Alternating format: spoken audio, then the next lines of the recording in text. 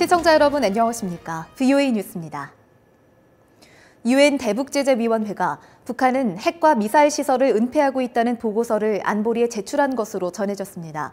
북한은 특히 핵미사일 조립 제조시험 시설들을 분산하기 때문에 철저한 검증이 필요하다는 지적이 나옵니다. 박승혁 기자의 보도입니다. 유엔 대북제재위원회 산하 감시단은 북한이 핵미사일 시설들을 여러 곳에 나눠 분산시켜왔다는 내용이 포함된 보고서를 지난 1일 안보리에 제출한 것으로 전해졌습니다. 국제원자력기구 IAEA 사무차장을 지낸 올리 하이노넨 박사는 핵 관련 시설에 대한 북한의 은폐 가능성을 지적했습니다. 제조 공정상 시설 장소 분산이 상식적일 수도 있지만 북한이 의도한다면 주요 시설을 얼마든지 숨겨놓을 수 있어 완전한 목록 신고와 외부 검증이 꼭 필요하다고 강조했습니다. You know the equipment which they have acquired from abroad for the key processes. So you want to see that equipment where it is. And then it has to fit with their declaration and explanations. 따라서 북한의 핵 목록 신고를 받아내는 것은 정확한 검증의 첫 단계며 북한의 속임수를 차단하는 길이라고 말했습니다. North Korea actually doesn't know what you know. So they take a big risk if they hide something and then it turns out that they were caught. 또 다른 전문가는 비핵화 협상이 이뤄져도 북한은 일부 시설을 은폐할 것이기 때문에 시설들을 100% 알아내긴 어려울 것이라고 전망했습니다. 하지만 미국이 북한의 실험 중단과 핵분열 물질 동결 등을 이끌어낼 수 있다면 현실적인 성공으로 볼 수 있다고 말했습니다. So the best we can do is a limit on North Korea's capability. And you limit capability through, moratorium on testing, limits on fissile material production, maybe some elimination of missile capacity.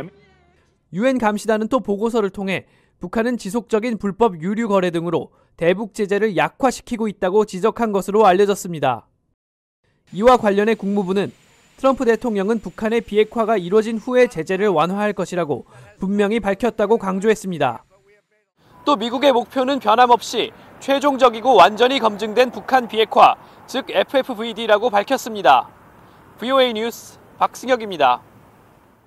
평양에서 이뤄지는 미북 실무협상에서는 2차 정상회담에 담을 구체적인 북한의 비핵화 조치들이 나와야 한다는 지적이 많습니다. 본질적인 핵무기 처리 문제는 미북 대화에서 제대로 다뤄지지 않은 만큼 분명한 진전이 있어야 한다는 겁니다. 조은정 기자입니다. 워싱턴 DC에 있는 우드로 윌슨 센터에서 열린 토론회의 참석자들은 이번 미북 실무협상의 중요성을 강조했습니다. 실무협상에서 구체적인 북한의 비핵화 조치가 합의돼야 2차 미북 정상회담의 성공으로 연결된다는 것입니다. He's really got to nail them down on what those steps are going to be. And the two leaders deciding what they're going to do without anything prepared in advance. Because that will be to Kim Jong-un's advantage. 진리 국장은 이어 북한이 원하고 있는 것은 제재 해제와 평화조약, 경제 지원이라고 지적했습니다. 따라서 미국은 항상 이런 카드를 갖고 있다는 사실을 잊지 말아야 한다면서 북한이 비건 대표를 평양으로 초청한 것은 좋은 신호라고 분석했습니다. 반면 미북 정상이 탑다운 형식으로 협상을 끌고 가기 때문에 실무진의 역할에는 한계가 있어 이번 실무회담은 정상회담 준비에 집중될 것이라는 전망도 나왔습니다. Steve Biegun is going to Pyongyang not to figure out the technical details, but rather to set up the summit in which the real negotiation can then take place. 미 국방부에서 장관 자문을 역임했던 벤 잭슨 교수는 2년 전 전쟁 위기가 고조됐을 때와 비교해 지금도 근본적인 요인들은 전혀 달라지지 않았다고 지적했습니다. 북한의 핵 미사일은 여전히 실질적인 위협인 만큼 구체적인 사항들이 합의돼야 한다는 것입니다. Number, disposition, operationality, location of North Korean nuclear warheads and missiles. That's what actually threatens the U.S. potentially. And so what's happening with that? The answer is nothing. 잭슨 교수는 그러면서 지금 미북 간 논의되고 있는 영변 핵시설 해체와 국제 사찰은 미국에 대한 직접적인 위협이 아니라면서 핵 미사일 해체를 위한 실질적인 진전이 필요하다고 강조했습니다. VOA 뉴스 조은정입니다. 미 하원 외교위원장인 엘리엇 엥겔 의원은 2차 미북 정상회담에서 미국은 북한의 속임수에 빠지지 않도록 매우 조심해야 한다며 회담을 감독하는 청문회를 개최할 것이라고 밝혔습니다.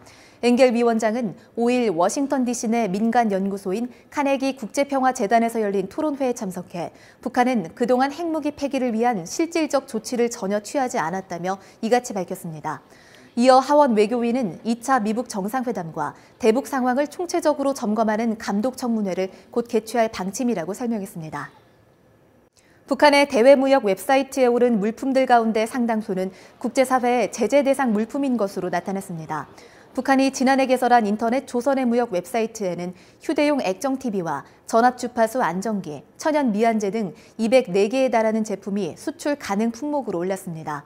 하지만 이 가운데 약 38%에 해당하는 액정TV 등 79개 제품은 유엔 안보리 대북 제재에 직간접적인 영향을 받는 것으로 파악됐습니다. 탈북자 출신 북한 인권운동가 지성호 씨가 북한 정권의 탄압은 북한 주민 생명권에 큰 피해를 주고 있다는 사실을 기억해야 한다며 지속적인 관심을 촉구했습니다. 지성호 씨는 워싱턴 포스트와의 인터뷰를 통해 지난해 미북 정상회담 이후 북한 인권 문제에 대한 트럼프 대통령의 언급이 감소한 것은 사실이라면서도 여전히 미국 지도자에 대한 희망을 지니고 있다며 이같이 밝혔습니다. 트럼프 대통령은 지난해 국정연설에 초대한 지시를 북한 정권의 사악한 본성을 보여주는 목격자라고 소개했었습니다. VOA 뉴스 마칩니다. 시청해주신 여러분 고맙습니다.